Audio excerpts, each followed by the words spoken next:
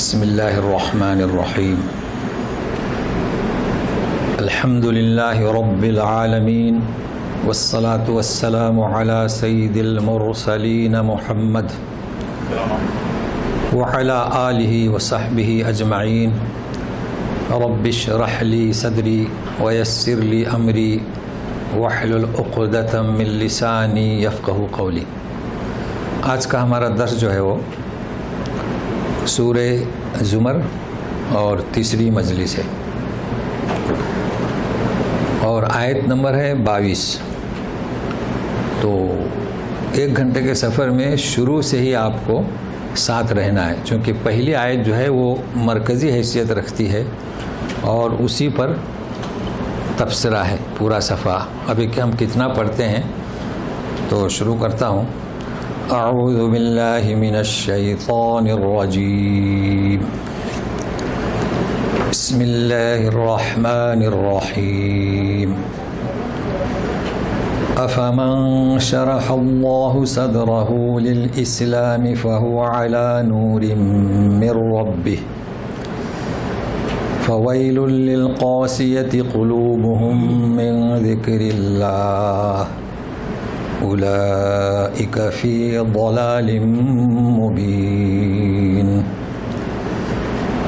اللہ نزل احسن الحدیث کتابا متشابہا مثانی تقشعر منہ جلود الذین یخشون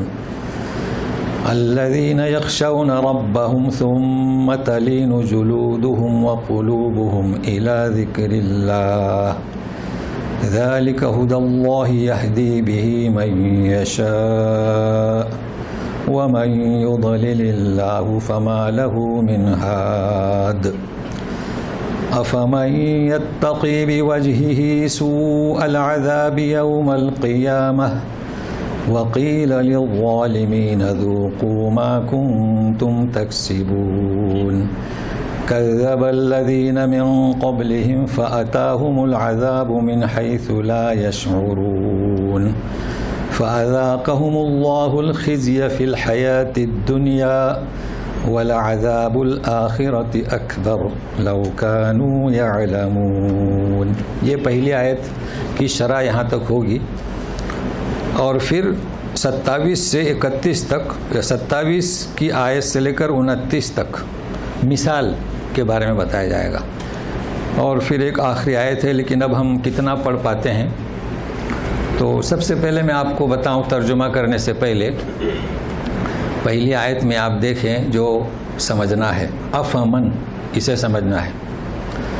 اس کے بعد آپ دیکھ رہے ہیں شرح اللہ صدرہ یعنی سینے کو کھولنا، اسے سمجھنا ہے اور وہ اس کا ربط ہے للاسلامی، اسلام کے لیے، دائرہ اسلام میں آنے کے لیے۔ اس کے بعد جو اس مرکزی حیثیت علی نور من ربی یعنی اپنے رب کے نور، تو اسے سمجھنا ہے اور یہ ہے اصل نور جو ہے مرکزی حیثیت رکھتا ہے۔ اسی پر پورا آج کا سبق ہے اور بڑا پیغام ہے۔ حالانکہ نور سورہ نور میں بھی پڑھ چکے ہیں لیکن اس سے بہت ہی مختلف ہے۔ تو سنیں ترجمہ۔ تو یعنی کیا؟ تو کیا بھلا وہ فرد، افمن کے معنی بھلا وہ شخص، چاہے مرد ہو چاہے خاتون ہو، کہ کھول دیا شرح اللہ نے اس کے سینے کو اسلامی دائرے میں داخل ہونے کے لیے، تو وہ اپنے رب کے نور بصیرت پر ہے۔ تو یہاں ترجمے میں خیال رکھنا، اللہ نے سینہ کھول دیا تو یہاں کیا ترجمہ ہوگا؟ اللہ کی توفیق سے۔ اب اس کے نور پر تو یہاں توفیق کا ترجمہ نہیں کرنا، یہ منسوب ہے نور کس کی طرف؟ اللہ کی طرف۔ ترجمے میں بھی خیال رکھنا، توفیق تو اللہ نے سینہ کھولا تو توفیق ہوئی۔ تو افمن پر ہمیں سمجھنا ہے لیکن تھوڑی سی شرح ہو جائے اس کے بعد میں، چونکہ افمن جو ہے جب آپ قرآن کی تلاوت کرنے بیٹھیں گے تو آپ کو معلوم ہونا چاہیے کہ افمن جب آتا ہے تو وہ 2 اسلوب سے آتا ہے، تو وہ سامنے ہونا چاہیے، اس کا نام ہے تدبر۔ تو تھوڑی سی شرح ہو جائے. جس کا سینہ اللہ نے کھول دیا اسلام کے لیے، کیا وہ شخص ہے نا؟ تو اب کیا ہونا چاہیے اس کے مقابلے میں؟ افمن لا شرح، سمجھنے کے لیے، لیکن لا شرح نہیں آتا جو بدبخت ہے، بلکہ افمن ضاق صدرہ، یعنی کیا جس کا سینہ اللہ نے کھول دیا اسلام میں کے لیے، کمن کان ضاق صدرہ، کیا وہ ایسا ہو سکتا ہے کہ اس کا سینہ تنگ کیا ہو؟ اچھا، اس کی مثال میں دیتا ہوں. یعنی پہلا اسلوب سورہ سجدہ آیت نمبر 18، افمن کان مؤمنا کمن کان فاسقا، یہ ہے اسلوب. اب پورے قرآن شریف میں کہیں بھی دیکھیے کہ اس کا مثبت اور منفی، پازیٹیو نگیٹو دونوں پہلو آتے ہیں کہ بھلا وہ شخص جو مومن ہے، کمن کان فاسقا، کیا فاسق کی طرح ہو سکتا ہے؟ لا یستوون، برابر نہیں ہو سکتے. یہ دوسرا اسلوب ہے. یہاں پر مقابل کو بیان نہیں کیا گیا، آپ دیکھ رہے ہیں کمن کان نہیں ہے. تو دوسرا اسلوب کیا ہے؟ پوشیدہ رہتا ہے. اور یہ سب جانتے ہیں. اگر پہلا اسلوب کا علم ہے تو آپ یہی ترجمہ کریں گے کہ کیا وہ فرد جس کا سینہ اللہ نے کھول دیا اس طرح ہو سکتا ہے جس کا اللہ نے سینہ تنگ کر دیا. لیکن تنگ کر دیا بھی وقتی طور پر. تنگ کرنا کیا ہے اور قساوت قلب کیا ہے، جیسے دوسری سطر میں ہے، اس کو بھی سمجھنے کی کوشش کرتے ہیں. تو سب سے پہلے افمن کیا اسلوب کے بعد شرح صدر کسے کہتے ہیں؟ سینہ کھول دینا. حدیث کے شارح کو ہم کہتے ہیں شرح بخاری، ہے نا، بخاری کی شرح. تو شرح صدر کیا ہوتا ہے کہ دل کو اللہ تعالیٰ ایسے کھول دیتے ہیں کہ توحید کے بارے میں اسے کوئی خلجان، کوئی وسوسہ، کوئی شک شبہ باقی نہیں رہتا. اس کا نام ہے شرح صدر. جیسے کہ حدیث پڑھنے سے، اس کا متن اور ٹیکسٹ پڑھنے سے مسئلہ حاصل نہیں ہوتا، اس کا شک باقی رہتا ہے. جیسے کہ ایک حدیث ہے بہت مشہور ہے، الحائضۃ تصلی، جس او خاتون کو ایام خاص آنا شروع ہو جائیں وہ نماز پڑھے. اب کیا سمجھے گا ایک مبتدی حدیث؟ اس کے تو کچھ سمجھ میں نہیں آئے گا. وہ اس کو تھوڑا سگنل ملے گا، وہ چھوڑ دے گا کہ یہ اپنے سمجھ سے باہر ہے. تو شارح اس کی شرح کرتا ہے، آپ کا سینہ کھول دے گا.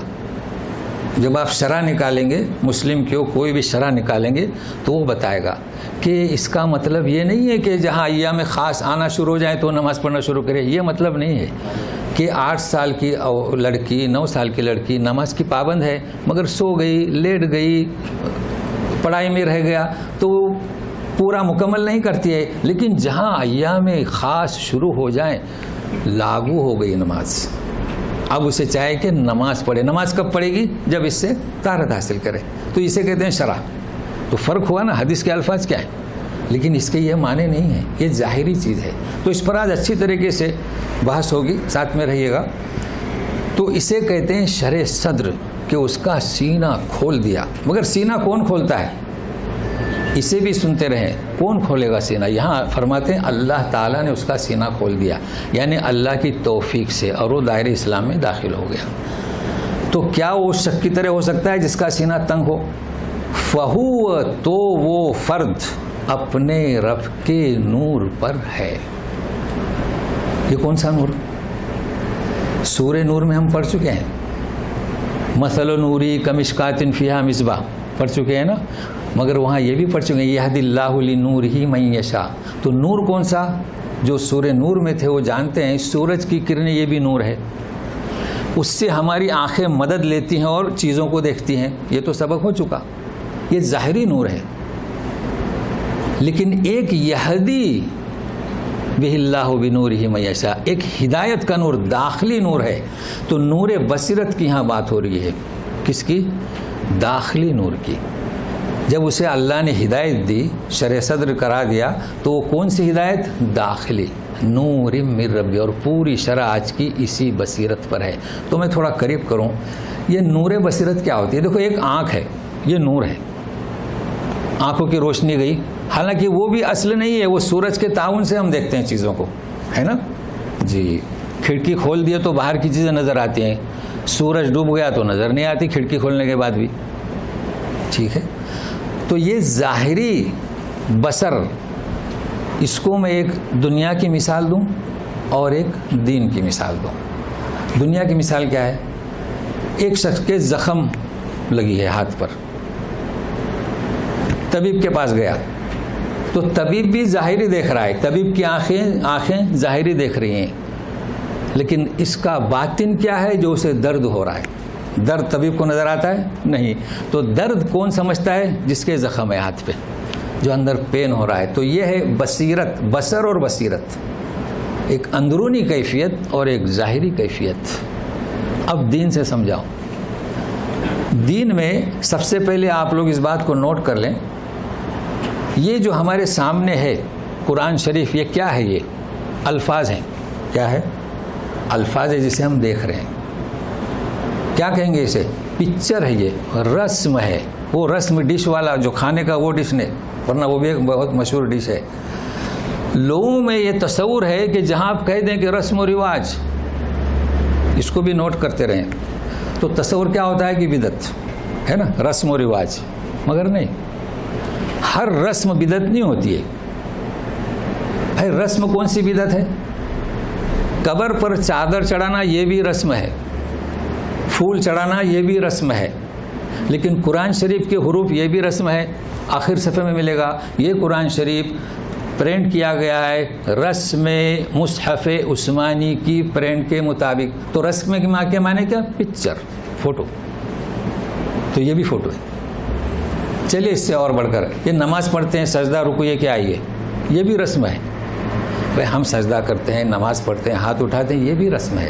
تو معلوم ہوا کہ رسم، ہر رسم بدعت نہیں ہوتی. تو اب سنیے، تو پھر جب ہم نماز پڑھتے ہیں یہ رسم ہے، یہ فوٹو ہے، یہ پکچر ہے، تو پھر اصل کیا ہے؟ نور بصیرت کیا ہے؟ یہی تو سمجھنا ہے. نور بصیرت اندرونی کیفیت ہے. اللہ تعالیٰ نے اس کا سینہ کھول دیا، اب وہ نماز پڑھتا ہے. یہ ظاہر تو ایک تصویر ہے، اصل اس کی حقیقت ہے کہ وہ کیا کر رہا ہے، کس کے سامنے سجدہ ٹیک رہا ہے، کس کے سامنے جھک رہا ہے. مالک اعلیٰ کے سامنے جھک رہا ہے، اپنی بے بسی کو ظاہر کر رہا ہے. یہ ہے بصیرت. اب میں آپ کو کیا بتاؤں اس سلسلے میں. ایک شاعر نے اس نور بصیرت کا جو ترجمانی کی ہے مجھے بہت پسند آئی، میں آپ کو پیش کرتا ہوں. تو اسی طریقے سے آپ بنیے. دیکھیے کیا کہتا ہے کہ معنی شناس، یعنی معنی شناس جانتے ہیں جو تدبر کرنے والے، کرتے نہیں. دیکھیے صورت ایک تو سین سے ہوتی ہے، صورت یعنی قرآن کی صورت، ایک سواد سے ہوتی ہے. بھائی شاعری سمجھنے کے لیے بھی بصیرت چاہیے. تو صورتوں یعنی پکچر کی بات کر رہے ہیں، چاہے قرآن کا ہو چاہے نماز کا ہو، کیونکہ اس نور کی تفسیر کر رہا ہے شاعر. معنی شناس کرتے نہیں صورتوں پر اکتفا. کیا کہہ رہے ہیں؟ الفاظ پہ اکتفا نہیں کرتے، حالانکہ الفاظ قرآن کے ہیں. ان کی نظریں، ان کی نگاہیں اصل اور حقیقت پر ہیں محترم. وہ کیا دیکھتے ہیں؟ اس کے معنی دیکھتے ہیں. وہ ظاہر نہیں دیکھتے. رکوع میں جانا، اٹھنا، ہاتھ اٹھانا، حالانکہ یہ بھی آداب میں سے ضروری ہے، مگر وہ کیا دیکھتے ہیں؟ حقیقت دیکھتے ہیں. مزید سنیے، یہ دولت عطا ہوتی نہیں ہر فرد کو. کون سی؟ بصیرت والی. نمازیں سب پڑھتے ہیں، قرآن شریف سب پڑھتے ہیں، مگر اس نور بصیرت تک پہنچنا، یہ دولت نصیب ہوتی نہیں ہر فرد کو. اب دیکھیے شاعرانہ انداز ہے، ملتی ہے یہ انبیاء کو فقط اور امام کو. تو امام سے مراد کیا؟ یہ قرآن کی شرح کر رہے ہیں شاعر اس آیت کی. امام کسے کہیں گے؟ مقتدا. تو امام ہمیشہ نور بصیرت والا ہوتا ہے. یہ رسمی امام کی بات نہیں کر رہا ہوں. ہمارے یہاں جو امام ہے رسمی، یہ پکچر ہیں. کیوں؟ کاپی ہیں. کیوں؟ اس لیے کہ خطبہ دیکھ کر پڑھتے ہیں، خطبہ دیتے نہیں. ان کی بات نہیں کر رہا ہوں. جب سورہ احزاب کی آیت پڑھتے ہیں والمشرکین والمشرکات ویتوب اللہ علی المؤمنین والمؤمنات، مشرک مرد مشرک عورتیں، مومن مرد مومن عورتیں ایک ساتھ ملا دیا. تو یہ ان کی بات نہیں کر رہا ہوں، یہ رسمی اماموں کی نہیں. کس کی بات کر رہا ہوں؟ یہاں شاعر کیا کہہ رہا ہے؟ انبیاء کے ساتھ امام کون سا ہو سکتا ہے؟ جو دانشور ہے، جو نور بصیرت کو دیکھتا ہے. تو یہ جو ہے پہلی کڑی ہوئی کس کی؟ نور بصیرت کی. ابھی دوسری کڑی بھی آپ کو سننا ہے، لیکن ابھی آپ کیا سنیں گے؟ جیسے میں نے کہا تھا نا کہ متضاد، مثبت پہلو اور منفی. تو ابھی سنیے نگیٹو. افمن شرح اللہ صدرہ، جس کا سینہ اللہ نے کھول دیا. تو میں نے کیا سمجھنے کے لیے کہا تھا؟ کیا اس کی طرح ہو سکتا ہے کہ جو تنگ دل ہے؟ نہیں. تنگ دل ہے کسے کہتے ہیں جانتے ہیں؟ یہ جتنے بھی مسلم جو قرآن سے بھاگے ہوئے ہیں دور، یہ تنگ دل ہیں. کیا یہ اللہ تعالیٰ تنگ دل کا ذکر نہیں کر رہے ہیں. یہ جتنے بھی کفار ہیں یہ تنگ دل ہیں. تنگ دل کا کیا مطلب؟ آپ رہبری کریں، رہنمائی کریں تو ان میں گنجائش ہے قبول کرنے کی. دیکھیں ہم لوگ یہاں بیٹھے ہیں، ہم لوگ بھی یہی تھے، کتابوں والے تھے، کتاب کی تعلیم ہی کرتے تھے، قرآن سے ہمارا کوئی جوڑ نہیں تھا، مگر گنجائش تھی. جب ہمارے آپ کے سمجھ میں آیا کہ قرآن اسی میں نور بصیرت ہے تو جمع ہوئے. تو اس کا مقابل کیا؟ سنیے اللہ تعالیٰ فرماتے ہیں فویل للقاسیۃ قلوبہم من ذکر اللہ.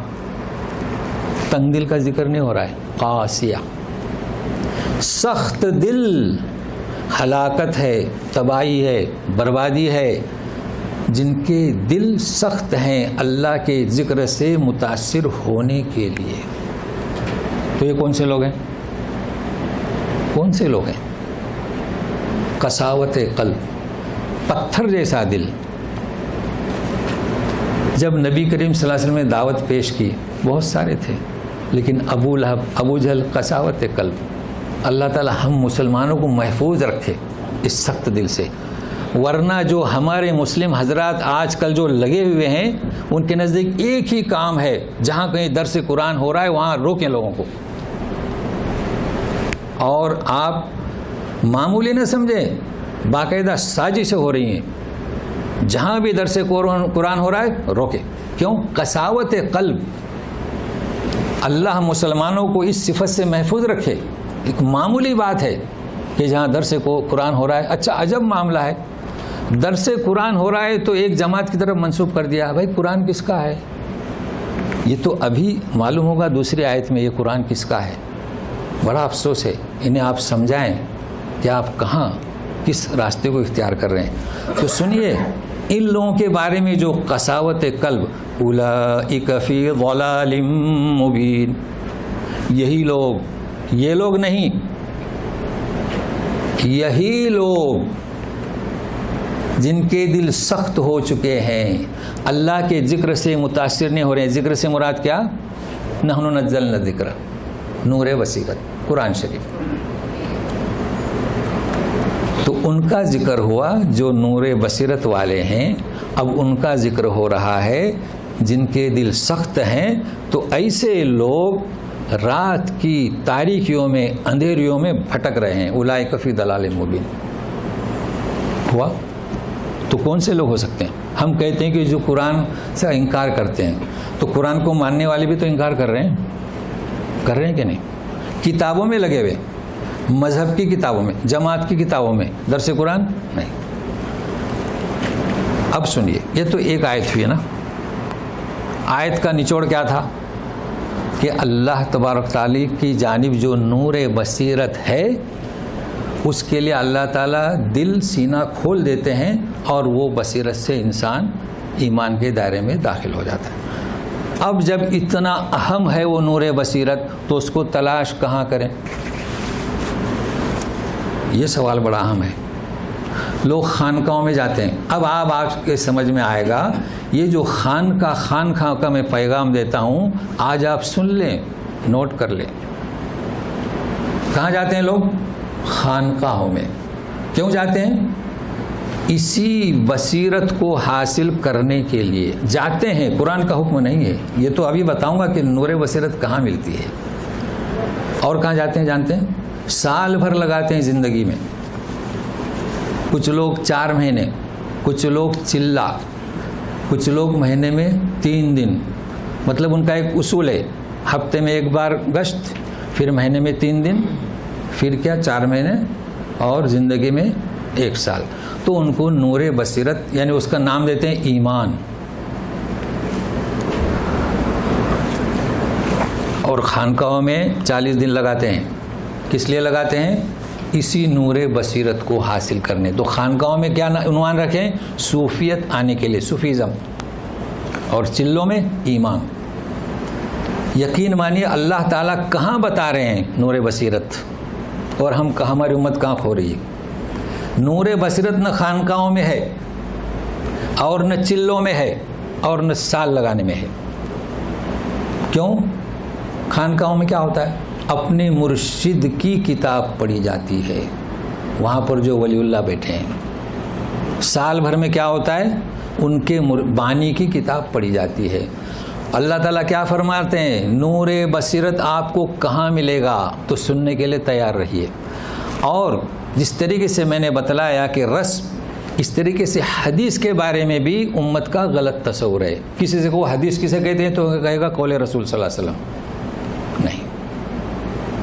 تو آج یہ بھی سنیں کہ حدیث کسے کہتے ہیں اور نور بصیرت کا مرکز کیا ہے. تو سنیے، اللہ نزل احسن الحدیث کتابا متشابہا مثانی تقشعر منہ جلود الذین یخشون ربهم تقشعر منہ جلود الذین یخشون ربهم ثم تلین جلودهم وقلوبهم الى ذکر اللہ ذالک ھدی اللہ یہدی بہ من یشاء ومن یضلل اللہ فما لہ من ہاد. کیا فرماتے ہیں اللہ تعالیٰ؟ ترجمہ کروں. اللہ تعالیٰ نے اتاری بہترین حدیث. ابھی میں حدیثی ترجمہ کرتا ہوں تاکہ سمجھے کیا ہے وہ بہترین حدیث کتاب کی شکل میں. تو اب معلوم ہوا کہ قرآن ٹھیک ہے، ملتی جلتی، متشابہہ، مثانی ہے، بار بار ایک قصہ بار بار آتا ہے. نور کا ذکر آیا، پھر نور کا ذکر آیا. تقشعر منہ جلود، اس کا ترجمہ میں آپ کو نتیجہ رزلٹ کے طور پر دیتا ہوں. رونگٹے کھڑے ہو جاتے ہیں. اب یہ کہ تقشعر کانپتے ہیں اس سے جلدیں، یہ جلدیں، رونگٹے کھڑے ہو جاتے ہیں. یہ ترجمہ کافی ہے. مگر کن کے؟ جو اپنے رب سے ڈرتے ہیں. پھر ان کے دل مائل ہوتے ہیں. ان کے اجسام، جلد سے مراد کیا؟ ان کے جسم مائل ہوتے ہیں، اور ان کے دل بھی. تو تقسیم کر دیا اللہ کی ذکر کی طرف. اور یہ اب ہدایت کے بارے میں تو اتنی چیزیں سمجھنا ہے. تو سنیے، اللہ تعالیٰ فرماتے ہیں کہ یہ جو نور بصیرت ہے اس کے لیے ہم نے کیا اتارا؟ احسن کے معنی کیا؟ بہترین حدیث اللہ نے اتاری. تو نور بصیرت کہاں ملے گا؟ خانقاہوں میں؟ جواب کیا دیں گے؟ نہیں. سال بھر لگانے میں؟ نہیں. چلے میں؟ نہیں. 4 مہینے میں؟ نہیں. کہاں ملے گا؟ بہترین حدیث. اب حدیث کا کیا معنی؟ حدیث ایک جگہ نہیں، سورہ مرسلات میں جائیے. فَبِأَيِّ حَدِيثٍ بَعْدَهُ يُؤْمِنُونَ، پھر کس بات پر تم اس کے بعد یقین کرو گے؟ کتنی بار حدیث کا ذکر ہے. تو معلوم ہوا کہ حدیث کا لفظ قرآن کے نازل ہونے سے پہلے عربوں میں استعمال کیا جاتا تھا. ابھی آپ خطبے میں ذرا غور کریں تو کوئی کہے گا اخبرنا اور حدیث پیش کرے گا. تو حدیث کے معنی کیا؟ خبر. کوئی کہے گا ورد فی الاثر، اثر یعنی تواتر سے کنٹینیو یہ بات چلی آ رہی ہے. تو حدیث کے معنی کیا؟ خبر دینا. تو رسول نے کیا کی؟ خبر دی. حدیث کیا کرتی ہے؟ خبر دیتی ہے. قرآن کیا کہہ رہا ہے؟ خبر دے رہا ہے. تو یہ حدیث کے معنی. کوئی بھی خبر دے. ایک شخص نے مجھے خبر دی، ایک جنازہ تھا، اس نے بیچارے نے خودکشی کر لی تھی. تو نماز کی تیاری تھی، تو خبر دی کہ قرآن شریف میں لکھا ہوا ہے کہ جو کوئی خودکشی کرے اس کی نماز نہیں پڑھنا چاہیے. حدیث ہوئی کہ نہیں؟ لیکن جھوٹی، کیونکہ قرآن میں ایسا لکھا ہی نہیں ہے. یعنی پوری بات کو سنیں، قرآن میں ایسا لکھا ہی نہیں ہے. اس نے بیچارے نے اپنے آپ کو موت کے حوالے کر دیا. ہم تو مغفرت کریں. تو ہر وہ بات کوئی خبر دے اس کا نام کیا؟ حدیث. پھر وہ جھوٹی ہے یا سچی ہے یا احسن ہے یا حسن ہے، یہ بات کی بات ہے. تو حدیث کے بارے میں بھی ہم لوگوں کا تصور. چلیے اور ایک بات بتاؤں حدیث کے. سنت اور حدیث میں کیا فرق ہے آپ جانتے ہیں؟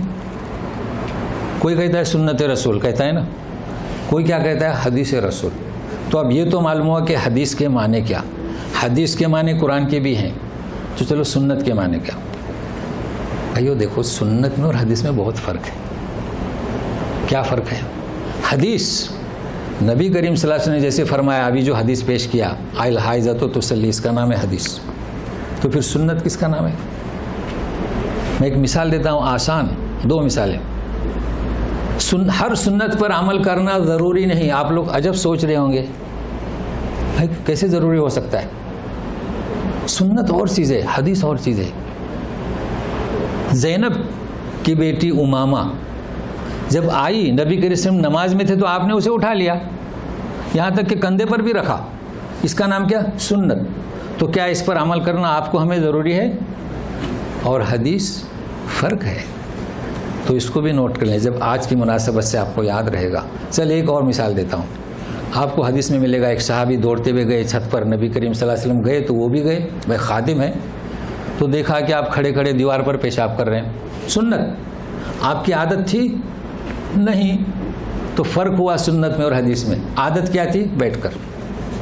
صحابہ کرام نبی کریم صلی اللہ علیہ وسلم ایک کھڑے کھڑے پانی پینا ثابت ہے. سنت عادت تھی؟ نہیں. کیوں؟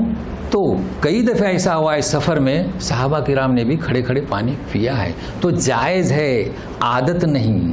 سمجھ رہے ہیں؟ نہیں تو پھر آج بڑے مسائل ہو جاتے تھے. یہ رسول جو ہے رحمت للعالمین بن کر آیا ہے. بہرحال یہ اس مناسبت سے میں نے کہ حدیث. اب چلیے حدیث. حدیث کا لفظ کس کے لیے استعمال ہوا ہے؟ قرآن کے لیے. کیونکہ قرآن خبر دے رہا ہے، مگر یہ کیسی خبر ہے؟ احسن الحدیث، بہترین خبر دے رہا ہے. اور اسے نہ بھولیے کہ نور بصیرت کہاں ملے گا؟ احسن الحدیث. دیکھیے حدیث ہے خیر الکلام، خیر الکتاب کتاب اللہ. اسی کو جوڑیے، خیر الحدیث کتاب اللہ، خیر الکلام کتاب اللہ. اسی الفاظ سے وہ حدیث ہے، چونکہ اس کے بعد بھی کتاب آ رہا ہے.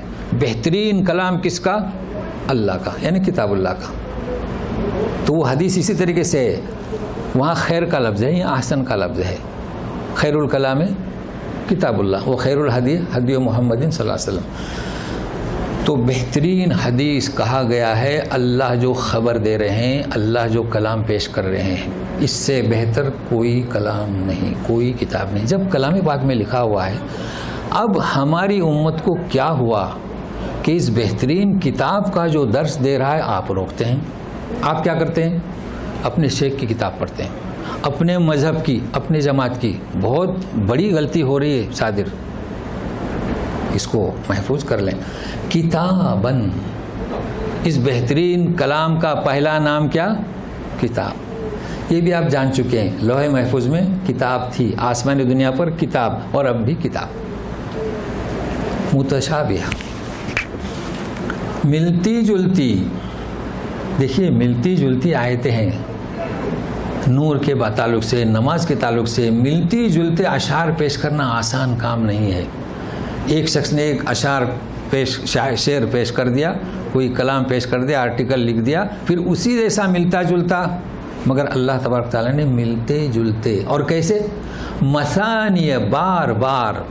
مگر یہ کلام پاک ایسا ہے، یہ بہترین کلام ہے. ملتی جلتے باتیں ہیں، لیکن کبھی بھی تضاد نہیں، کبھی بھی ٹکراؤ نہیں، کبھی بھی بورنگ نہیں، بلکہ بار بار آنے کے باوجود بھی اس کا حسن دوبالا ہوتا ہے.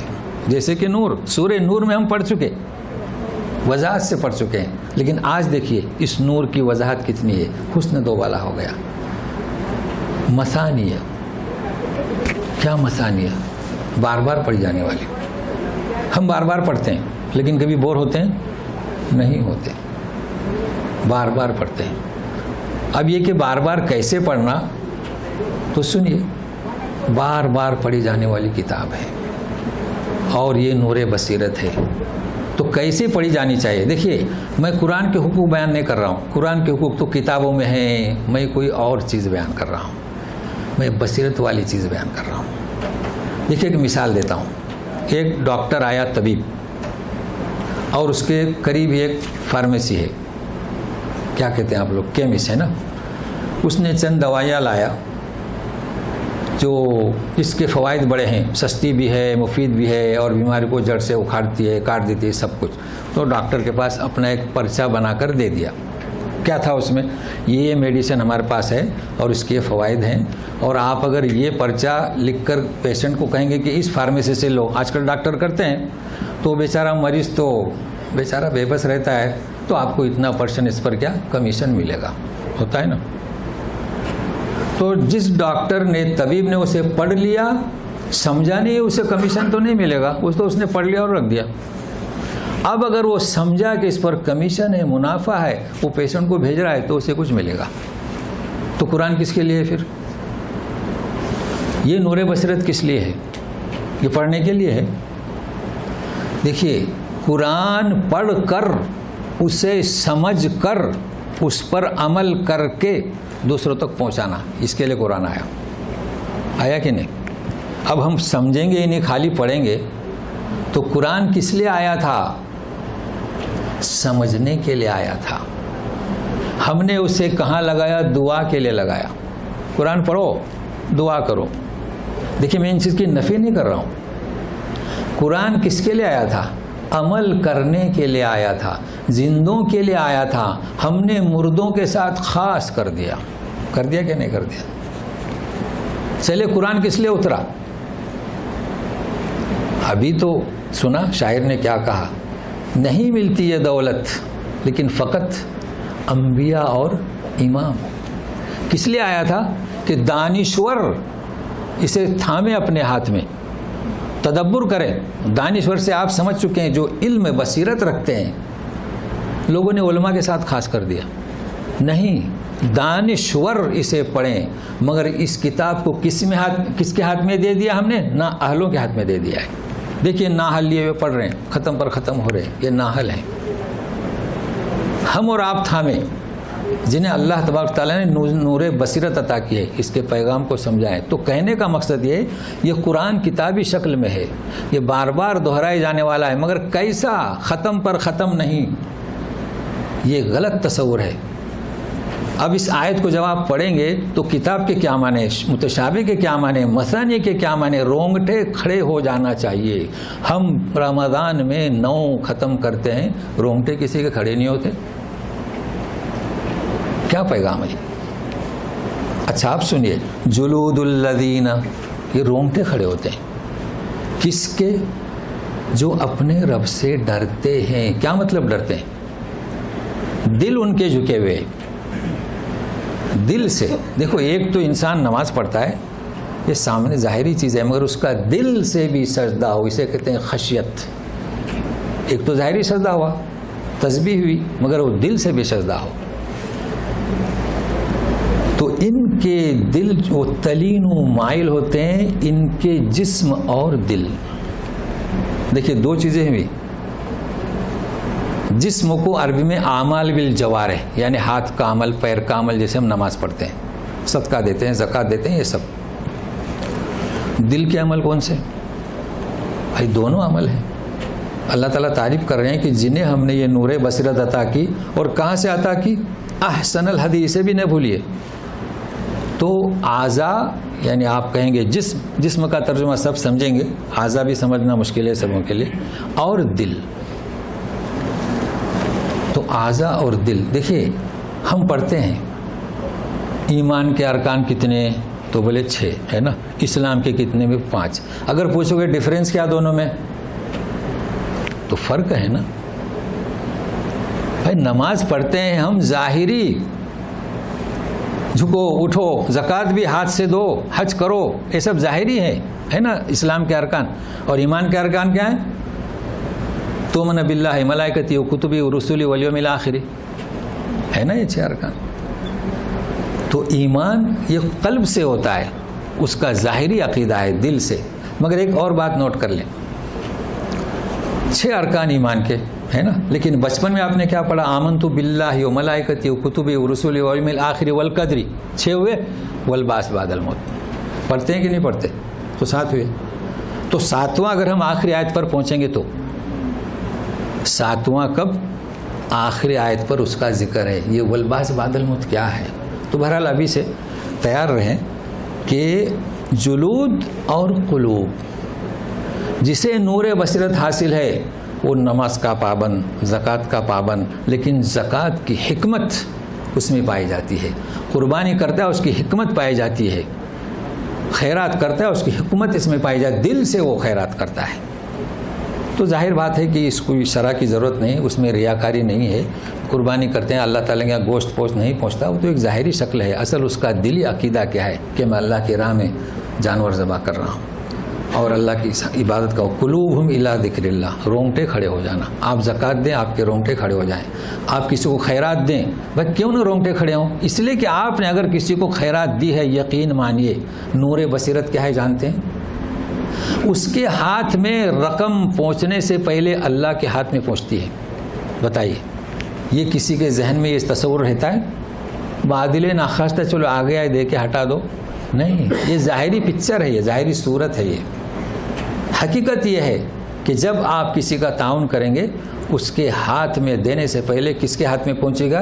اللہ تبارک تعالیٰ کے ہاتھ. یہ ہے نور بصیرت. تو آج کا درس جو ہے نور بصیرت. الی ذکر اللہ، ہو جھکتے ہیں اللہ کے ذکر کی طرف. اب سنیے، ذالک، اللہ ذالک، سمجھ رہے ہیں اس ذالک کو؟ یہ بھی تو رونگٹے کھڑے کر دینے والا ہے. یہ اتنا جو ذکر ہوا، اللہ تعالیٰ فرماتے ہیں ذالک اللہ اللہ خود اللہ، اللہ کی ہدایت ہے. ذرا غور سے ساتھ سنیے، ساتھ میں رہیے. بڑا تصور امت میں غلط پایا جا رہا ہے. یہدی بہ من یشاء، جسے چاہتا ہے راہ دکھاتا ہے، جسے چاہتا ہے گمراہ کرتا ہے. جسے گمراہ کرے اسے کوئی ہدایت دینے والا نہیں. یہ تو آپ سن چکے ہیں. دیکھیے، ایک معمولی بات ہے، ابو جہل کو ہدایت نہیں دی، ابو لہب کو ہدایت نہیں دی. لیکن یہ بات آج میں نئے بیان کر رہا ہوں. آج تو نور بصیرت بیان کرنا ہے. حسن دوبالا ہوگا. یہ کئی دفعہ آیت آئی ہے. آج اس کا پس منظر، اس کا بیک گراؤنڈ کچھ اور ہی ہے. تو سنیے گا کیا مطلب اس کا.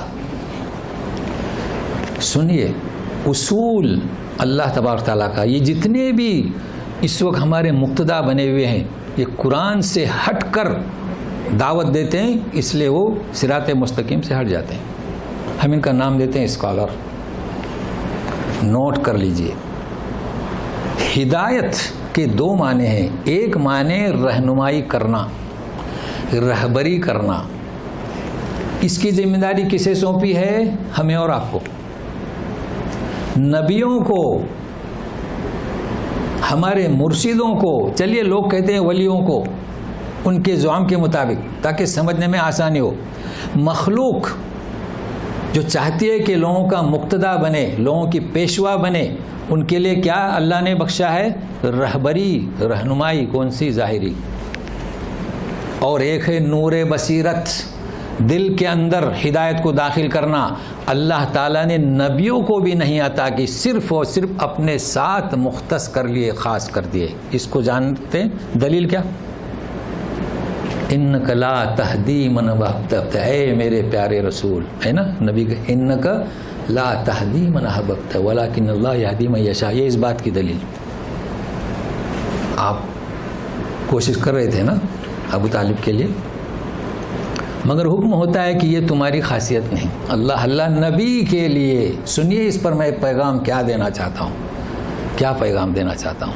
ہم اور آپ لوگ انشاءاللہ ہمارے ہاتھ پر غیر قومی مال لائے گی، محنت کریں، مگر اس بات کو نوٹ کر لیں، اپنی اس محنت کو ضائع نہ کریں، ورنہ نمازیں پڑھیں، روزے رکھیں، تبلیغ کریں اور سارا ضائع ہو جائے. نبی کو بھی یہ امتیاز نہیں دیا. نور بصیرت آپ نہیں دے سکتے کسی کو. اب سنیے، یہ جو آپ نام سنتے ہیں نا، سوامی، سوامی کہتے ہیں نا پنڈت. ہمارے بھی ان سے گفتگو ہوئی ہے پنڈتوں سے. یہ قرآن کی حمایت کی بات کرتے ہیں اور کچھ لوگ ایمان بھی لاتے ہیں. مان لیجیے آپ کے نام پر ایمان لے آیا، اب وہ اس زوم میں رہتا ہے کہ میرے ہاتھ پر ایک سوامی ایمان لایا. آپ خود قرآن سے دور ہیں، وہ آپ کے ہاتھ پر کیا ایمان لائے گا؟ ہے آپ کو کس نے اجازت دی کہ آپ اس کے نور بصیرت عطا کریں؟ وہ وید میں پڑھتا ہے، پھر لوگ پڑھتے نہیں، سنسکرت نہیں پڑھتے. وید دیکھیے اور جو دوسری کتاب ہے اس میں لکھا ہوا ہے ایک ہی اللہ کی عبادت، مورتیوں کی عبادت جائز نہیں. اللہ تعالیٰ کیا اسے کہتے ہیں، ہما اوست، یعنی اللہ تعالیٰ حلول نہیں کرتے، صرف ایک. وہ تو سوامی کو علم ہے اس کا، سوامی جانتا ہے، پنڈت جانتا ہے. جس طریقے سے ہمارے مسلمان بھائی قرآن پڑھتے ہیں وہ جانتے ہیں کہ قرآن اصل ہے اور فقہ پر فتویٰ دیتے ہیں اپنے معاش کے لیے، تو اسی طریقے سے وہ اپنے معاش کے لیے وہ خاموش ہیں. لیکن کچھ لوگ حق پر ہیں، اللہ انہیں ہدایت دیتا ہے تو اعلان کرتے ہیں قرآن کی حمایت کی. آپ نے انہیں ہدایت نہیں بخشی. اب یہ لوگ شو کرتے ہیں کہ میرے ہاتھ پر ایمان لایا. آپ کے ہاتھ پہ ایمان نہیں لایا، وہ پہلے سے ہی مسلمان تھے. اس پیغام کو سن رہے ہیں نا؟ اللہ تعالی ہمیں آپ کو توفیق دے کہ ہم رہبری کریں، رہنمائی کریں. اگر آپ کی بات پر کوئی سوامی بات سنتا ہے آپ کو اس کا اجر ملے گا، لیکن آپ اس فخر میں نہ رہیں کہ آپ نے اسے مسلمان بنایا. نہیں، اس کے نقصانات کیا آپ دیکھ رہے ہیں. تو بہرحال یہاں یہدی ہمیں کیا اختیار دیا گیا ہے؟ رہنمائی، رہبری. رہبری کس سے کریں گے؟ کس سے کریں؟ احسن الکتاب. مگر آج رہبری ہو رہی ہے احسن الکتاب سے؟ نہیں ہو رہی ہے. کیوں نہیں ہو رہی ہے؟ کیوں نہیں ہو رہی ہے اس احسن کتاب سے رہبری؟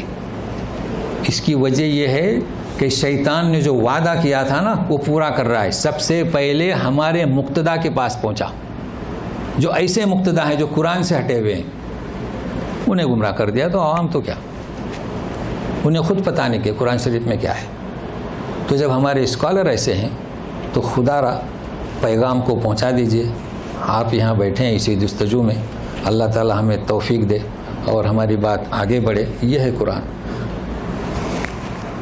وَمَن يُضْلِلِ اللَّهُ فَمَا لَهُ مِنْ هَادٍ. اس کی مثال دینے کی ضرورت نہیں ہے کہ اللہ تعالیٰ جسے گمراہ کرے اس کے لیے کوئی حد نہیں. اصل میں اس بات کو آپ سمجھیں، معمولی بات نہیں ہے. آپ نے رہبری کی لیکن وہ مان نہیں رہا ہے، اور ایک شخص مان گیا تو وہ تنگ دل تھا، اس میں گنجائش تھی تو وہ مان گیا. اب سوال یہ آتا ہے کہ اللہ جسے ہدایت دے، اللہ جسے گمراہ کرے، تو اللہ کسے ہدایت دیتا ہے؟ اللہ اسے ہدایت دیتا ہے جس میں تڑپ ہے، جس میں رغبت ہے، جو دعا کرتے ہیں. کئی ایسے سوامی پائے گئے. دیکھو سلمان فارسی نام بہت مشہور ہے. میں قصہ میں وقت ضائع کرنا نہیں چاہتا، قصہ بہت مشہور ہے، آپ ریاض الصالحین میں پڑھیے. تو وہ تو مجوسی تھے، لیکن ان کے ذہن میں بات نہیں آ رہی تھی کہ انگار کو سلگاتے رہنا رات بھر وہ بجھنی نہیں چاہیے. وہ تھوڑے سے پریشان ہوئے کہ یہ کیا ہے، یہ اللہ کو جلائے رکھو. چنانچہ وہ کہاں گئے؟ عیسائی کے پاس گئے. بہت مشہور ہے، مختصر کر رہا ہوں. تو وہاں وہ اسے اچھا لگا وہ دین، کیونکہ بنسبت مجوسیت کے وہ اچھا ہے. لیکن پھر بھی ان کے سمجھ میں نہیں آیا کہ یہ کیا چکر ہے یہ.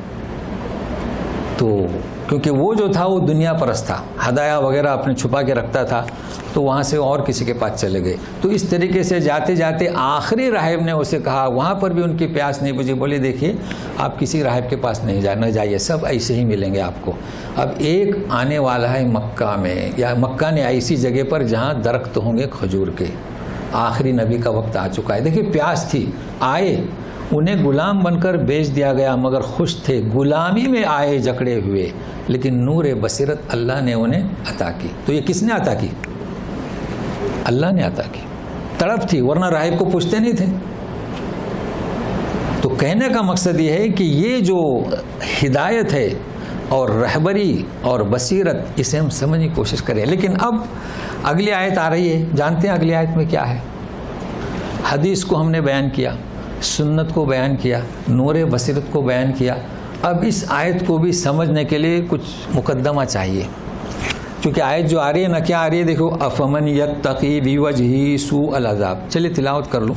افمن یتقی بوجہہ سوء العذاب یوم القیامہ وقیل للظالمین ذوقوا ما کنتم تکسبون. ظالم سے کہا جائے گا کہ چکھو جو کچھ تم کماتے ہو. یہ تحقیق کا کیا مطلب؟ اگر آپ اس کا ترجمہ آپ کے علم کے مطابق کرتے ہیں، جو تقویٰ کا تصور ہے لوگوں میں، تو ترجمہ غلط ہوگا۔ دیکھیے ترجمہ کیا ہوگا، بھلا وہ شخص، اب وہی اسلوب آیا اوپر کا، افمن، بھلا وہ شخص، لیکن تقی کے معنی کیا؟ جو پرہیزگاری اختیار کیے کرے؟ نہیں، اپنے چہرے سے آگے ہے سوء العذاب، برا عذاب، تو اس کے معنی کیا؟ تو پہلے تھوڑا سا گرامر سمجھے اور پھر تقویٰ کے معنی سمجھے۔ دیکھیے تقویٰ کے معنی یہ نہیں ہے جو ہم کرتے ہیں، یہ تو ان علماء پر جنہوں نے ترجمہ کیا ہے نا۔ دیکھو کلام پاک میں کوئی ایسی آیت نہیں کہ آپ ترجمہ پڑھیں، یہ کیا ترجمہ ہے؟ کہیں کلام پاک میں آیت کوئی کہ ترجمہ پڑھو؟ کوئی حدیث ہے کہ ترجمہ پڑھو؟ احسن الکلام احسن الحدیث۔ تو تقویٰ کا ترجمہ لوگوں نے کیا ڈرنے والوں کے لیے، ذالک الکتاب کیا ہے، ھدی للمتقین، یہ ترجمہ کیا۔ میں بسم اللہ کا ترجمہ گول کیا، جانتے ہیں بسم اللہ کا ترجمہ کیا کہ شروع کرتا ہوں، جبکہ ترجمہ کیا ہے بسم اللہ کا، اللہ کے نام سے شروع نہیں ہے۔ تو یہ ترجمہ جو کیا ہے بڑی محنت سے کیا ہے، اس سے صرف سمجھ میں آتا ہے جیسے کہ مکہ اور مدینہ ایک شہر ہیں، بس اور کچھ نہیں سمجھ میں آتا۔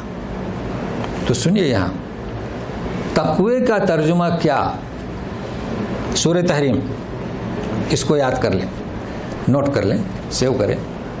یا ایھا الذین آمنوا قوا انفسکم واہلیکم نارا، یہ تقوی کو سمجھنے، اس کا ترجمہ ڈکشنری کیا ترجمہ؟ اے ایمان والو اپنے آپ کو بچاؤ۔ کیا معنی؟ تو ڈرنے کے کام آنے ہے۔ اور کس کو بچاؤ؟ اہل کو بچاؤ۔ کیا آپ ترجمہ کریں گے کہ ڈرو اور اپنے بچوں کو ڈراؤ، ایسا ہے؟ ہاں۔ اب دوسرا گرامر سنیے، اب دیکھو افمن یتقی، جو بچے، کیا ترجمہ ہوگا؟ بھائی اللہ تعالیٰ فرماتے ہیں کو بچاؤ، یعنی بچو، یہ بچاؤ تو ہم کہہ رہے ہیں بچو، تو بھلا وہ شخص جو بچے۔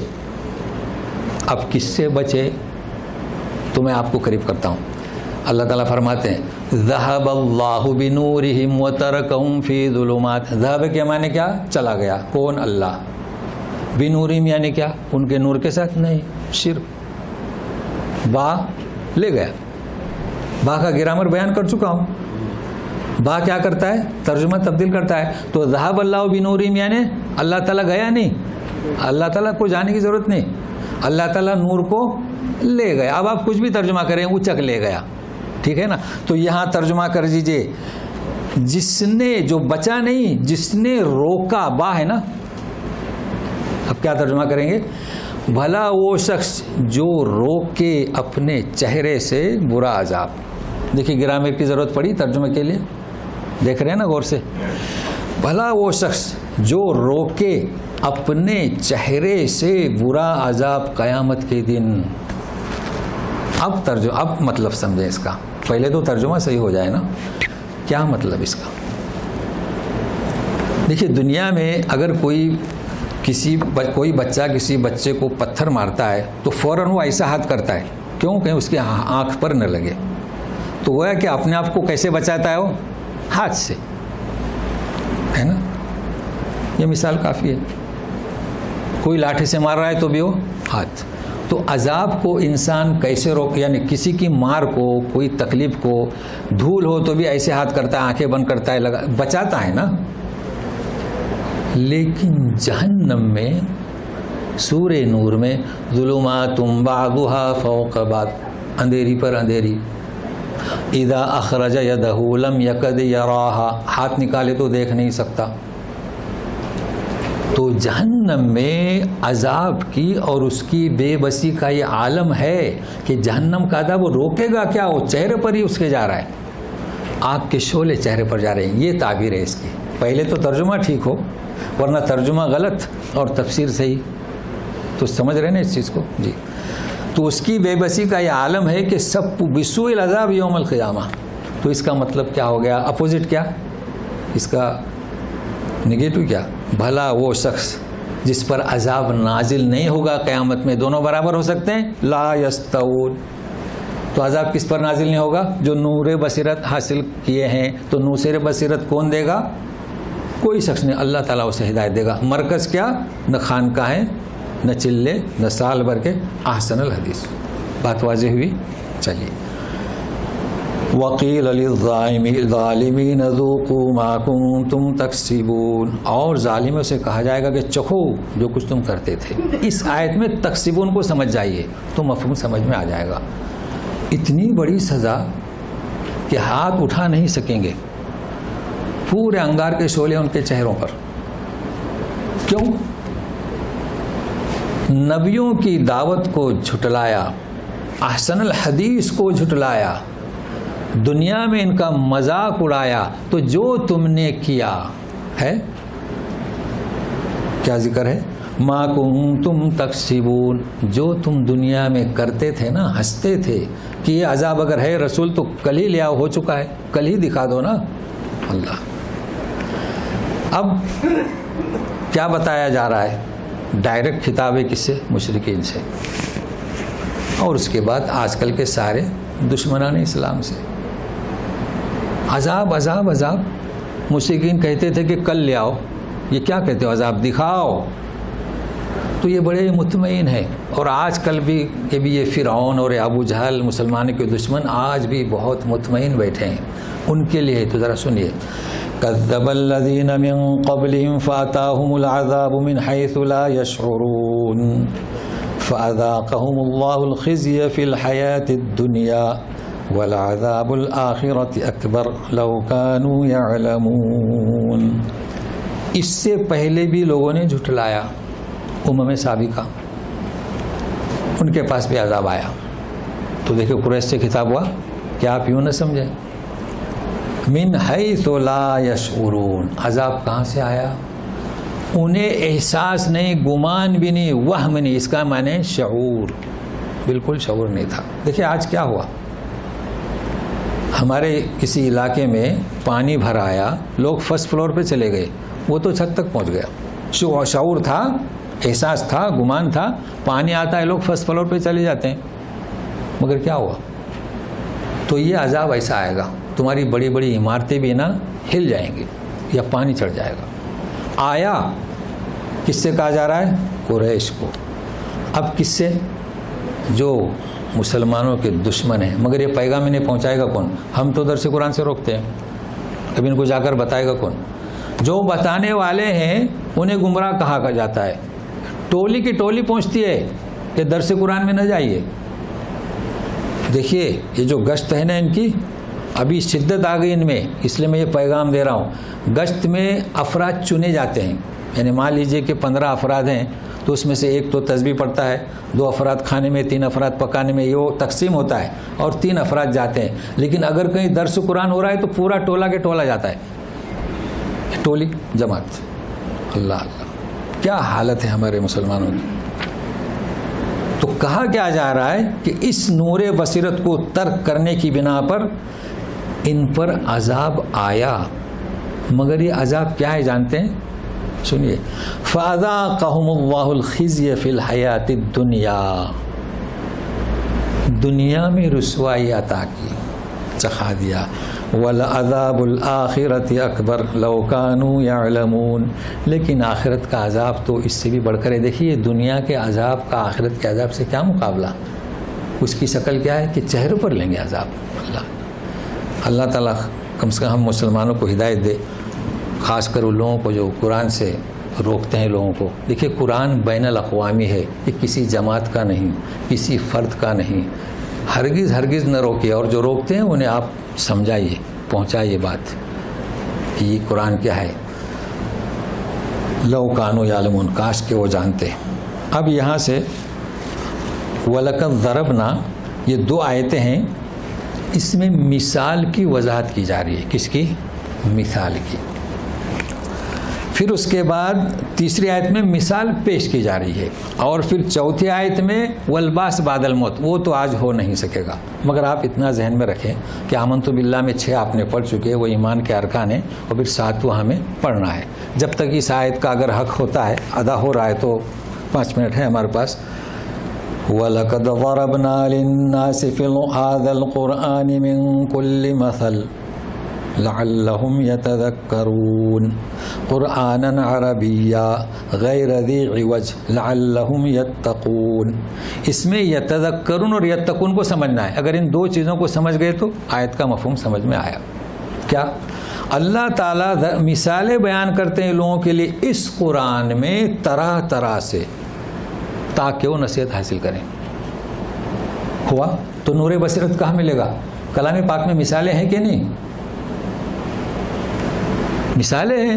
امرات نوح، امرات فرعون، مریم ابنت عمران، مثالیں قرآن میں ہیں. تو مثال کب دی جاتی ہے؟ جو لوگوں کے ساتھ معروف ہوتی ہے. تو اللہ تعالیٰ ایسی مثالیں دے رہے ہیں تاکہ آپ کا سینہ کھل جائے. اب قرآن کو چھوڑ کر آپ کون سی کتاب کو اپنائے ہوئے ہیں؟ یہ تو مثال کی تعریف ہو رہی ہے. لیکن کہا کیا جا رہا ہے؟ مثال کا پہلا مرحلہ کیا فرماتے ہیں؟ لعلہم یتذکرون. مثال ہم اس لیے دیتے ہیں تاکہ وہ نصیحت حاصل کریں. تو نصیحت حاصل کرنے پر معاملہ ختم نہیں ہوتا. یہی مسئلہ ہمارے یہاں ایک بڑا دشوار بنا ہوا ہے. لوگ کیا سمجھتے ہیں؟ ہم تو نمازیں پڑھتے ہیں، روزہ رکھتے ہیں، زکوٰۃ دیتے ہیں. یہ تو آپ نے نصیحت حاصل کی، مگر اللہ تعالیٰ کچھ اور بھی کہہ رہے ہیں. دوسرا مرحلہ بھی ہے، تو وہ سنیے. قرآنا عربیہ، یہ تو ڈائریکٹ عربوں سے خطاب ہے. ایسا قرآن جو عربی میں ہے، ٹھیک ہے. اب ان کا تو کوئی اعتراض نہیں رہا، عربی میں ہے. لیکن ہمارا عربی میں نہیں ہے تو اسے بھی سنیے گا. ہمارے لیے عربی دشوار ہے. غیر ذی عوج، کوئی اس میں ٹیڑھ نہیں ہے. لعلہم یتقون، تاکہ. اب وہی بولیں گے ڈرے نہیں، نہیں ڈرے نہیں، تاکہ جی اللہ تعالیٰ کے عذاب کا مستحق ہونے سے بچیں. ہے یہ ہے بچیں. تو پہلا مرحلہ نصیحت حاصل کریں. ہمارے مسلم بھائی ایمان کے دائرے میں داخل ہو گئے، وراثت میں یا جیسے بھی. یہ پہلا مرحلہ ہے. دوسرا مرحلہ کیا؟ بچیں. کس سے بچیں؟ دوزخ کے عذاب سے، اللہ تعالیٰ کے عذاب کے مستحق ہونے سے بچیں. اب یہ کہ اس کی مثالیں دی جا رہی ہیں. دیکھو مثال بھی اللہ نے پیش کی ہے، بہت آسان ہے. ضرب اللہ مثلا رجلا فیہ شرکاء متشاکسون ورجلا سلما لرجل هل يستویان مثلا الحمد للہ بل اکثرهم لا يعلمون. بہت آسان ہے. سب سے پہلے تو میں ان مسلمان بھائیوں کو اس کا خطاب کروں گا. کیا مثال پیش کرتے ہیں؟ اللہ نے مثال پیش کی ایک آدمی کی. فیہ شرکاء، ایک آدمی یعنی ایک غلام ایسا ہے کہ اس کے کتنے سردار ہیں. دیکھیے ہمارے یہاں کام والی آتی ہے بلڈنگ میں، وہ سب کے یہاں کام کرتے ہیں آدھا گھنٹہ. تو کتنے اس کے آقا ہوئے؟ اب خواتین جانتے ہیں میرے یہاں 9 بجے آؤ، بولتی میرے یہاں 8 بجے آؤ. میرے یہاں وہ بیچاری ٹینشن میں رہتی ہے نا. آپ کو بھی تجربہ ہوا ہوگا. تو اللہ تعالیٰ یہ فرمائے کہ ایک آدمی ہے، وہ کن لوگوں کے تحت میں ہے؟ مختلف. یہ متشاکسون، شرکاء متشاکسون، ہاں مختلف خیالات کے شخص سے. ایک کہتا ہے کہ یہ کام کرو تو دوسرا کہتا ہے نہیں وہ کام کرو. یہ ہے مختلف خیالات کے. اب آپ بتائیں کہ ایک آدمی نوکری ایسے لوگوں کے پاس کر رہا ہے کہ اس کے 4 مینیجر اور چاروں مختلف خیالات کے. جی تو یہ اچھا ہے. اللہ تعالیٰ مثال دے رہے ہیں. وَرَجُلًا سَلَمًا لِرَجُلٍ، ایک آدمی ایک ہی کے انڈر ہے، ایک ہی کے حکمرانی میں ہے. سَلَمًا هَلْ يَسْتَوِيَانِ، مسئلہ دونوں مثالیں برابر ہیں؟ نہیں ہو سکتی. اچھا جواب کچھ نہیں، توقف. پھر کہو کہ الحمدللہ. تو پوچھے لوگوں سے کتنے مزارات ہیں ہمارے اردو دانوں کے یہاں ہند پاک بنگلہ دیش میں. لوگ سفر کرتے ہیں تو کتنے تمہارے ولی ہیں؟ وہ مختلف خیالات کے تھے. تو ان سے پوچھیے ایک صحیح ہے یا مختلف؟ کتنی مورتیاں ہیں، کتنے دیوستان ہیں؟ جواب کچھ نہیں ملے گا،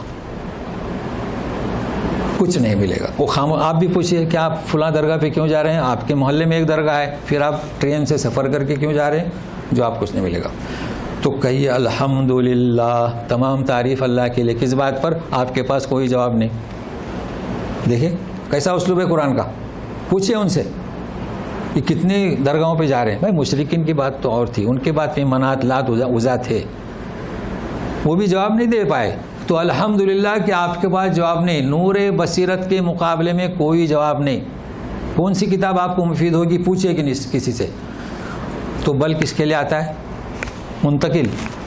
بل اکثرہم لا یعلمون. اصل بات ہے کہ اکثر سمجھتے ہی نہیں. تو نتیجہ کیا نکلا؟ جو قرآن سے روکتے ہیں، جو قرآن سے دور ہیں، جو جماعت کے پابند ہیں، جو مذہب کے پرست ہیں، جو جماعت پرست ہیں، اکثرہم لا یعلمون. میں نہیں کہہ رہا ہوں، نور بصیرت. تو کہنے کا مقصد میرا یہ تھا اختتامیہ کلمہ کہ اللہ تعالی ہمیں جو ہے درست رویہ، صحیح طرز عمل کلام پاک کے بارے میں اپنانے کی توفیق عطا فرمائے. اس دعا کے ساتھ ختم کرتا ہوں اور آپ کو یہ پیغام دیتا ہوں کہ اس پیغام کو پہنچائیں اور سب سے پہلے اس جماعت کے پاس پہنچے جو درس قرآن میں بیٹھنے سے روکتے ہیں. اچھا، وہ کام منفی نہیں کر رہے ہیں، ہمارے لیے وہ مثبت کام کر رہے ہیں. ان کے لیے منفی کر رہے ہیں، ہمارے لیے نہیں. آپ جانتے ہیں کہ مشرکین جس دوسی شاعر کو روکتے تھے، اس نے کہا، روکتے تھے کہ اس محمد صلی اللہ علیہ وسلم کے پاس مت جاؤ، یہ جادو ہے اس کا. اس نے کہا کہ میں شاعر ہوں، مجھ پر کیا کوئی جادو کرے گا. گیا تو ایمان لے آیا. اسی طریقے سے جو لوگ آتے ہیں وہ سمجھتے ہیں کہ وہ غلطی پر ہے ٹولی، مگر ان کے فائدے کے لیے. تو یہ میرا پیغام ہے. والحمدللہ رب العالمین. اعوذ باللہ من الشیطان الرجیم. ضرب اللہ مثلا رجلا فیہ شرکاء متشاکسون ورجلا سلما لرجل هل يستویان مثلا الحمدللہ بل اکثرہم لا یعلمون. دیکھیے اتفاق ایسا ہوتا ہے کہ ابھی آئندہ کا درس ہے، اب جو شروع ہوگا وہ اصل انک میتون. دیکھیے اب آپ کو شروع میں آنا ہے جلدی سے. اب شروع کہاں سے ہوگا؟ انک میتون وانہم میتون. تو درخواست ہے کہ وقت سے پہلے آ جائیں، جس طریقے سے آ جائیں برحمتک یا ارحم الراحمین. چلیے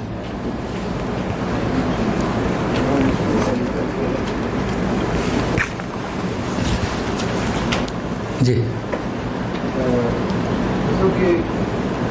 ایک تو آپ نے بتائی رسمی صورت، ہاں، فوٹو پکچر باتیں نہیں. جی تو ان دونوں میں اہمیت کس کی زیادہ ہے عبادات کے حوالے سے اگر لیں؟ اور نمبر دو، یہ جو ظاہری صورت میں ہم سے جو غلطیاں ہو جاتی ہیں، جیسے حج میں دم وغیرہ ہوتا ہے یا اس طرح کی جو چیزیں ہوتی ہیں، وہ اس میں کیا حکمت ہے؟ جی ایک تو ان دونوں میں ظاہری اور باطنی میں اہمیت کس کی زیادہ ہوگی، اور نمبر دو کہ ان کی دم وغیرہ کی ان میں جو غلطی کی اہمیت، پھر اس کی سزا جو ہے دم وغیرہ کی کیا اہمیت؟ ان کا سوال تو سمجھ گئے نا. ایک تو ظاہری صورت ہے اور ایک باطنی ہے، اور پھر حج کا سوال ہے، دم کا. تو وہ ایسا ہے کہ ویسے بھی وقت ہے ہمارے پاس 10:30 منٹ تک آپ بیٹھ سکتے ہیں، وہی ہے نا. چونکہ دیکھیے ظاہر جو ہے ایک ظاہری چیز ہے تو اس کی اتنی اہمیت نہیں ہے جو باطن کی ہے. مثال کے طور پر لوگ آج کل لڑتے ہیں رفع دین کرنا، ہاتھ باندھنا، یعنی ہاتھ باندھنا، ایسا باندھنا کہ ایسا باندھنا، ایسا باندھنا، ایک ظاہری شکل ہے، سمجھے نا. اب اگر اس میں غلطی ہو سکتی ہے، جیسے میں بتاتا ہوں. دیکھیے آپ ایک ایسی جگہ پر آئے، لوگوں کو کا ایک مزاج ہے، کچھ لوگ بڑی وسیع پیمانے پر پیر پھیلا کے کھڑے ہوتے ہیں، کچھ لوگ تنگ ہو جاتے ہیں. اب آپ کے بازو آپ کی جگہ تنگ ہوگی تو آپ ایسا ہاتھ نہیں باندھ سکتے، آپ کو ایسا ہاتھ باندھنا پڑے گا. آپ کو کبھی تجربہ ہوا؟ تو یہ ظاہری شکل ہے. باطنی شکل کیا ہے کہ آپ اس سے غصہ نہ ہو، ایشبا کیا کی رو نہیں. باطنی شکل خلاص برداشت کرو، ایسا سکڑ کے سجدہ کرو. تو آپ کی سنتیں چلی، ظاہری شکل چلی گئی. ظاہری شکل کا خیال نہ کریں. آپ کو پتہ ہے حرم میں ہم نے سامنے والے شخص کی پیٹھ پر سجدہ کیا، کیا اس سے غصہ کریں؟ عین نماز کے آ گیا تو یہ ظاہری شکل تھی. سجدہ ادا ہوا کہ نہیں ہوا؟ آپ مفتی بن جائیں، ہوا. اصل تو ہمیں نماز پڑھنا، اس کو دھتکارنا نہیں ہے، بیچارہ کیا کرے گا.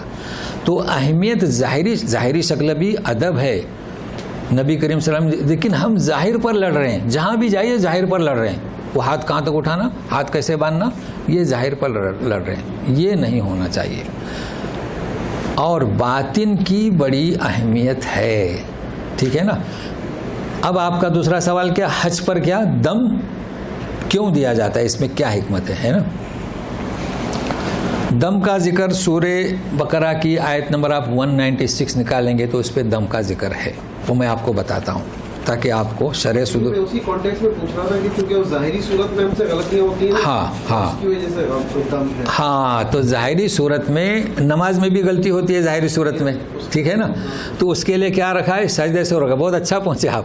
نماز میں اگر آپ سے خطا ہوئی ظاہری شکل کی, یعنی آپ کو تیسری کے لیے بیٹھنا تھا, آپ اٹھ کے کھڑے ہو گئے, تو آپ کو اس کی تلافی کرنا ہے. کس سے؟ سجدہ سہو سے. تو اس کو بھی تھوڑا سمجھے تاکہ بات سمجھ میں آ گئے. دیکھیں نماز میں یا کمی ہوتی ہے زیادتی ہوتی ہے, اس کو بھی آپ سمجھنے کی کوشش کریں. کیا ہوتی ہے, یا کمی یا زیادتی. جیسے کہ مغرب میں دوسری رکعت کے تشہد میں آپ نہیں بیٹھے اور تیسری کے لیے کھڑے ہو گئے, تو کیا ہوا؟ کمی ہوئی. کمی ہوئی نا. یہ مسئلہ بھی غور سے سنیں آپ, تاکہ آپ سیو کریں اور لوگوں کو سمجھائیں, پھر مجھے فون نہ کریں. کمی ہو گئی. ایک شخص مغرب میں 3 پر سلام پھیرنے کے بجائے چوتھے کے لیے اٹھا, تو کیا ہوا؟ زیادتی ہوئی. اب سنیے, اب جو شخص قاعدہ نہیں کیا ہے تو نماز میں نقص ہے نا, تو اس کی تلافی 2 سجدہ سے کرے. لیکن سجدہ کب کرے؟ سلام کے پہلے, چونکہ نقص کس میں ہوا ہے؟ نماز میں. اس کو غور سے سنیے. یہ بھی کنفیوز ہوتے ہیں لوگ, سنت کسے کہتے ہیں, حدیث کسے کہتے ہیں. نقص کو پورا کریں. اب یہ آپ مذہب میں نہ جائیے, مذہب میں جائیں گے تو پھر بات سمجھ میں نہیں آئے گی. میری بصیرت والی بات سنیں. ایک شخص مغرب میں بجائے تیسری کے چوتھی پر اٹھا, تو اس نے کیا کیا؟ زیادتی کی.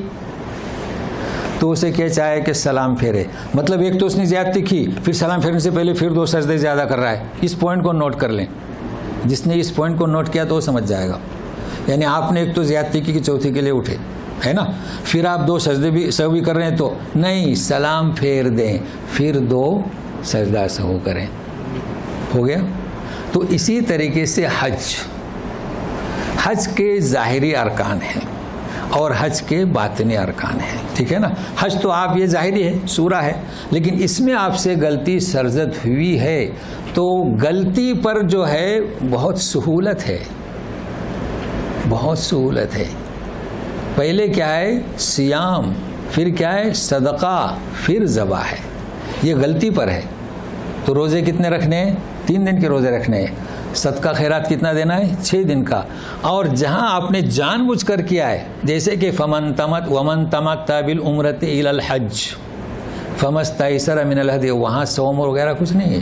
یعنی آپ نے جان بوجھ کر یہ ارادہ کیا کہ میں قران کروں گا یا میں حج اور تمتع ایک ساتھ کروں گا, ہے نا. تو چونکہ آپ ایک سفر میں دونوں کر رہے ہیں, تو فمستیسر من الہدی, اب آپ کو ایک جانور جو میسر ہو, چاہے اونٹ, چاہے بیل, چاہے بکرا, ذبح کریں. تو یہ تلافی ہو گئی ظاہر کی. کس کی؟ جو آپ نے دونوں ایک ساتھ کیے ایک سفر میں. پھر نیچے حکم ہے ذالک لمن لم یکن حاضر المسجد الحرام. یہاں پر بھی لوگ کنفیوز ہو گئے. یہ کس کے لیے؟ جو مکے کا باشندہ نہ ہو, حرم کا باشندہ نہ ہو. کس کا؟ حرم شریف کا. تو حرم شریف والے کو کوئی پابندی نہیں. اس نے, اب اچھا سنیے, آپ ریاض سے آئے, کوئی حیدرآباد سے آیا, تو سفر کیا نا اس نے, اس لیے وہ دم دے. لیکن جو حرم شریف میں ہے وہ سفر کرتا ہے, وہ اس حکم سے خارج ہے. دیکھو کتنی اچھی بات قرآن سے وہ کیسا بیان کرتا ہے. وہ اس سے خارج ہے. اس نے تو سب, وہ عمرہ کرے, حج کرے, قران کرے, جو کچھ بھی کرے, افراد کرے, اس کی مرضی. تو یہ اس میں حکمت کیا ہے کہ جو آپ سے ظاہر میں جو نقص ہوا ہے اس کو پورا کریں. تو یہ دم سے پورا ہوتا ہے, اور کچھ نہیں. ہاں یہ سنیے آپ, یہ کس کے لیے؟ آپ نے جان بوجھ کر قران یا تمتع, ثلاثۃ فی الحج وسبۃ اذا رجعتم, لیکن اس کے لیے نہیں. ومن کان فی رأسی اذن, اور جس کے ایک سوال میں نے بھیجا تھا آپ کو, جس کے سر میں زخم ہے, دانت درد کر رہا ہے, دانت نکالا, تو اس کے لیے 3 روزے اور 10 روزے نہیں ہے. اس کے لیے کیا ہے؟ 3 روزے یا 6 مسکینوں کو کھانا کھلانا. اور آخری اسٹیپ پر کیا؟ بہت اچھی بات اپنے بیان کی. تو یہ 96 آیت میں آپ کو پورا خلاصہ ملے گا. دیکھو میں فقہ قرآن بیان کرتا ہوں. کیا بیان کرتا ہوں؟ فقہ قرآن. تو قرآن کا فقہ, قرآن شریف میں ہر چیز ہے. چلیے, اور کچھ؟ ویسے ہم سوچ رہے تھے کہ زیادہ وقت دیں, مگر قرآن بھی ہونا چاہیے, درس ہونا چاہیے, تو 10 منٹ کافی ہیں سوالات کے لیے. تو جلدی پہنچ جائیں, آئندہ بھی درخواست کریں. اگر نماز میں غلطی ہو جاتی ہے, جی, اور آپ سلام پھیر لیتے ہیں، ہاں اس کے بعد کسی نے لقمہ جیت دیا ہاں تو کیا نماز دوبارہ سے شروع کی جائے گی؟ ہاں ہم نے 4 کی جگہ 3 رکعت پڑھی اور اس کے بعد آپ نے سلام پھیر دیا. ہاں یہ سوال بہت اچھا ہے. سنیے، ہاں مطلب ایک شخص نے 3 رکعت نماز پڑھائی اور سلام پھیر دیا، تو آپ نے کہا کہ یا شیخ انت صلیت ثلاثہ، یہ ہے کہ آپ نے اردو میں کہا، تو اس کو چاہے کہ چوتھی پڑھے اور سجدہ سہو کرے. لوگ تو کہتے ہیں آپ شروع سے کریں. ہاں ہمارے یہاں تو یہ کہتے ہیں آپ شروع سے پوری نماز پڑھیں. نہیں وہ سنت رسول نہیں سمجھتے نا. عمل رسول موجود ہے. نبی کریم صلی اللہ علیہ وسلم نے ایک دفعہ 2 پہ سلام پھیر کر ایسا الٹا گھوم گئے تھے. سن لیں، ایسا گھوم گئے تھے، صحابہ خاموش. ایک نے ہمت کی کہ اللہ کے رسول نماز کم ہوئی یا آپ بھول گئے؟ تو بولے نہ کم ہوئی نہ میں بھولا. دیکھو رسول، یہ حدیث بہت ہے، مشہور ہے. تو صحابہ نے کہا کہ آپ نے 2 رکعت پڑھی، پھر واپس گئے محراب میں 2 رکعت پڑھی، سجدہ سے ہو گیا. نہیں نیت کی کیا ضرورت ہے؟ نیت تو پہلے سے کر لی ہے نا. ہاں نہیں وہ نیت بیت کا اس میں سیدھا آپ رکعت میں، آپ تو آپ نماز میں ہیں، ٹھیک ہے نا. چلیے ہاں نہیں 2 رکعت